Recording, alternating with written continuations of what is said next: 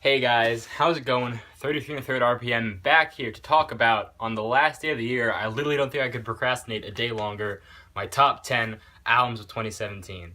I just wanted to get my opinion out here. I know there was a lot of music that came out and I couldn't simply review it all. So I take this time to talk about a couple albums that I really love that I didn't get to review in full on my channel, and just overall let you guys know what's the top of my list and what I think the best 10 albums this year were, plus a couple of honorable mentions because I had a couple more than 10. So without further ado, let's get right into it.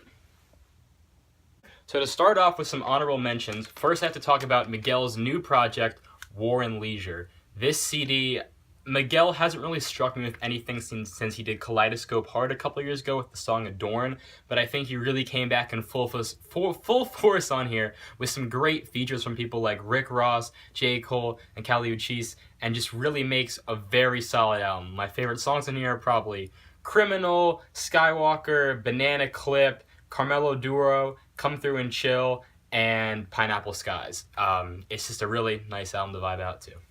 Next thing I have to talk about is the new Calvin Harris album, Funk Wave Bounces Volume 1. Calvin Harris, for the first time that I've ever been listening to him, and I've heard his music on the radio since 2012, really captivated my attention with this album with a roster of features that were just spectacular. He is like the better version of DJ Khaled by being able to put together so many different talents and create surprisingly good songs out of them. I mean, of course, everyone's heard Slide and Feels with Frank Ocean and the Migos, and then Katy Perry, Pharrell, and Big Sean, respectively. But other songs in here that are great, for me, Heat Stroke with Young Thug, Pharrell, and Ariana Grande is crazy. Rollin' with Future and Khalid, Prayers Up with Travis Scott and A-Track, Holiday with Snoop Dogg, John Legend, and Takeoff, and the closer, Hard to Love, with Jessie Reyes is just awesome. This is a great album, and probably my album of the summer. I listen to it a ton.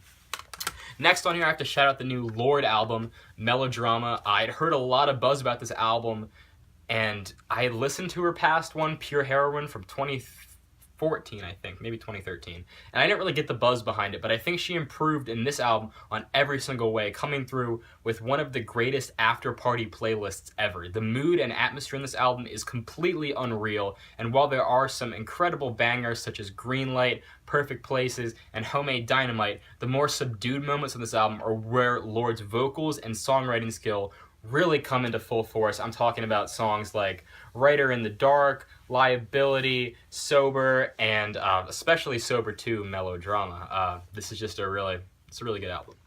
And then last, I don't have the physical version, so it'll be up here somewhere. I have to shout out the new Kamase Washington EP, Harmony of Difference. This thing is absolutely crazy. I've been obsessed with Kamase ever since I heard him on Kendrick's To Pimp a Butterfly, and then I bought his album, The Epic. He is definitely up there with my favorite jazz artists. Currently, him and Bad Bad Not Good are my top of my two favorite jazz artists, and this thing is just crazy. I mean, it's like 6 songs. It's not 3 hours. It's very welcoming to people who are trying to get into his music versus The Epic, which is incredibly daunting. Please, please, please, if you're looking for something to do some homework to, or work to, or you just need to relax or something and need some chill music, this EP is absolutely amazing. Please go support this man. Oh, and even though I forgot to mention for the honorable mentions, Injury Reserve's Drive It Like It's Stolen EP is absolutely crazy and definitely belongs to my honorable mentions. Sorry. Now that we're done with all of the honorable mentions, we're going to get into my actual top list for the year. So starting off with number 10, I had to go with Kendrick Lamar's Damn. Now, this album was pretty controversial for a lot of people, splitting them on whether they loved it or whether they hated it. Initially, I was really disappointed, but I went in knowing that nothing was going to top To Pimp a Butterfly. He set the bar so unrealistically high that I don't know if any album he made would have appeased me following up. To Pimp a Butterfly is one of, in my opinion, the greatest rap albums ever created. So, while it does sadden me to see that he slightly sold out on Damn and started making more commercial sound, removing the jazz influence from his music, there are still more than enough dregs of To Pimp a Butterfly Kendrick on Damn that make some of these songs really worth listening to. Of course, you've all heard Humble and DNA, but songs like Element, Feel, Fear, and especially the closing track Duckworth are absolutely amazing. Duckworth almost sounds like it could be on To Pimp a Butterfly, in fact, and that's actually my favorite song on here. If you haven't heard this thing, you're probably sleeping under a rock. In fact, I even got, if you can see the signed vinyl here, and just go give it a listen. It's a good rap album, just not as good as Pimp a Butterfly, sadly. Next on my list at number 9 is Khalid's debut album, American Teen. Khalid being a 19-year-old singer-songwriter who blew up out of nowhere on SoundCloud with the song Location, bringing this very slick, sleek, modern R&B influence in the mainstream radio, which it desperately needs from its oversaturated dubstep and glitchy pop. This album is just amazing. Yes, it really blew up, and you've probably heard all of the hits just on repeat endlessly, mostly Location and Young, Dumb, and Broke, but the songs on here, the deeper cuts, are where Khalid really shines, whether it be the song Let's Go, where the intro is just some snaps and someone saying, everybody two-step in the motherfucker, songs like Coaster, 18, and Saved, which just feel like, especially Saved, tropical paradises of music as his voice soars in and out of these complex harmonies. This is a great album, and from someone so young of a talent, I'm so excited to see where Khalid's going to go next, and I'm wishing him the best of luck in the future because this album was absolutely amazing. Next on my list at number 8, you've probably heard of this album everywhere. I don't know where you've been in the music scene if you haven't heard of this, and probably the feminist anthem from this year. This is SZA's Control. I had heard about SZA because her being on TDE, Kendrick, Schoolboy, Lance Skywalker's Ab-Soul's, Isaiah Rashad's label. I knew she was on there, and I knew of her Project Z, but I had honestly never listened to it. So when a couple of my friends, shout out to the Southside group chat, told me to go listen to this, I was like, alright, whatever, I'm always in the mood for some new R&B. But holy cow, was I blown off my feet by this. This project is sonically diverse, it's beautiful, and SZA brings it with just so much raw vocal passion on almost every song that it's almost unparalleled by any artist this year. Songs like Drew Barrymore, Doves in the Wind, featuring that crazy Kendrick Lamar feature, which if you've heard it, you know what I'm talking about. The smash hit Love Galore with Travis Scott, and even one of my personal favorite songs, Pretty Little Birds with label mate Isaiah Rashad on here. This album is really not only shows a transformation of SZA's character as she evolves in life, asking what her place is, how she should act towards men, what's it like being a black female in 2017, but also coming through with just a very, very solid album. She shows such great songwriting prowess on here. I'm really looking forward to whatever she has to put out next, and I'm sure the rest of the world will be too. Shout out to her for Post Malone and Khalid being on the Lord Homemade Dynamite remix, because that thing was crazy too.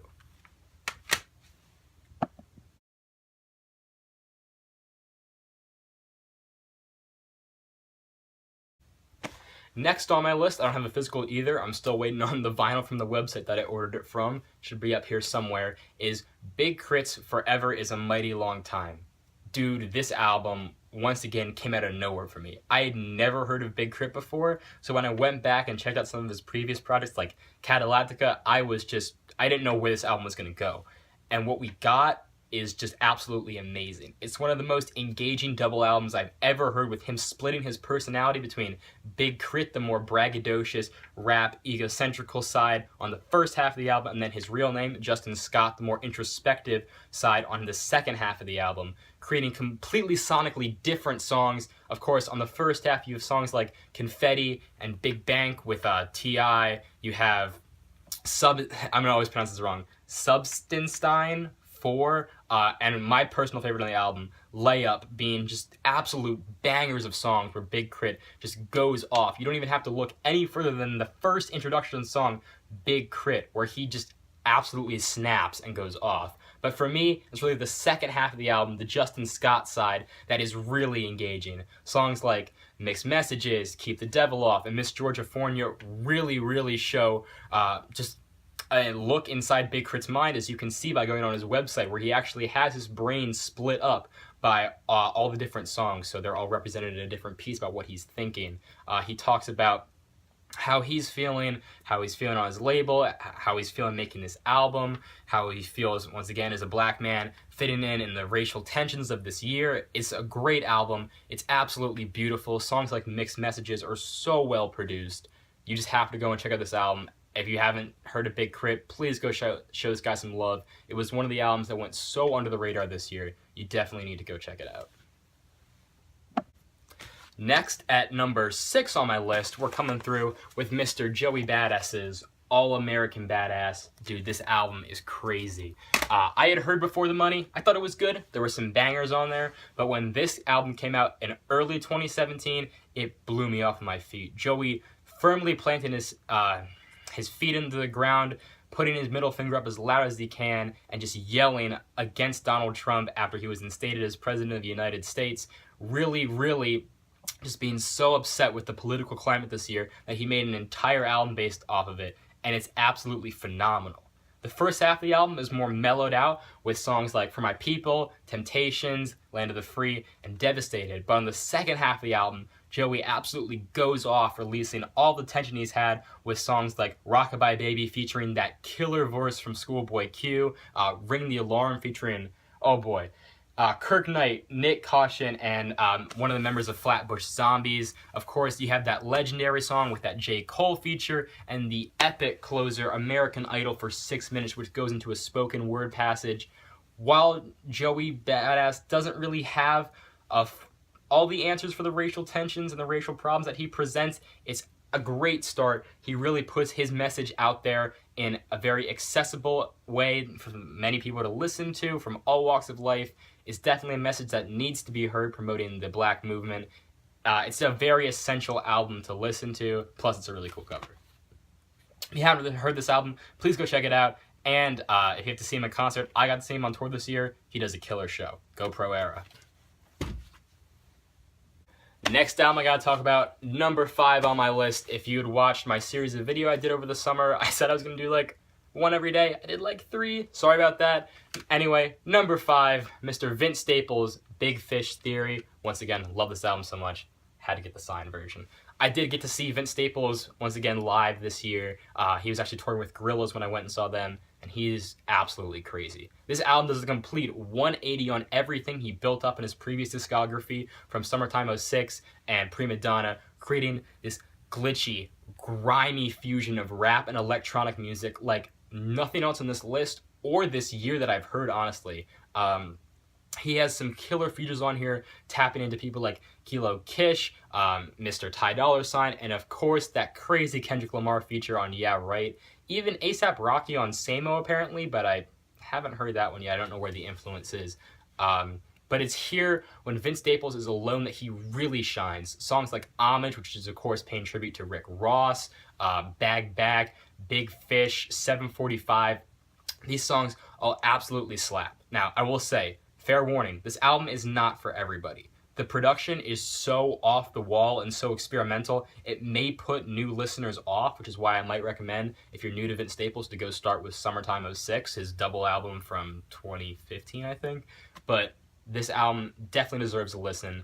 Shame Vince didn't get nominated for any Grammys, like he says on Homage. But I really am really excited to see where Vince Staples evolves and takes his songwriting in the future. So yeah, Big Fish Theory, Vince Staples, go check it out.